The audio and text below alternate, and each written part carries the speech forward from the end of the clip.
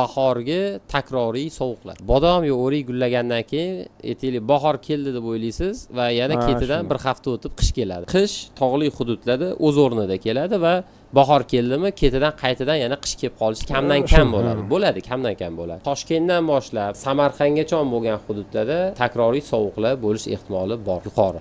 Vodiy himoyalangan shu narsadan. Ularni o'zini doimiy haroratiga nisbatan anomal harorat bo'lgan va o'sha yilda birorta bog' egasi bog'imni sovuqdan yo'qotdim deganni men deyarli ko'rmadim. Vodiyda. Sovuq urish ehtimoli kam bo'lgan hududlarda va ertak hududlarda zo'r pul qilayotgan odamlarni ko'rib, siz hech qachon o'zingizga shu narsani olib kelib boq qilmang agar sizniki o'sha hududda bo'lmasa yeringiz.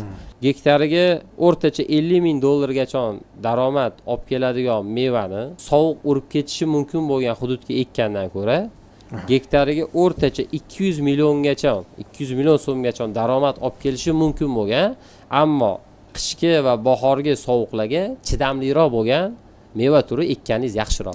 Sizni hududingiz, sizni yeringiz bunga moslashmaydi. Qilmoqchi bo'lsangiz, borib o'sha hududga qiling. 5 yoshli o'riklardan bu yil Toshkentda meva oldik. Yaxshi sifatli qilib yetishtirdik, yomon narxga sotilmadi, ammo 5-yilda bir marta olyapti. Va degan joyi bor.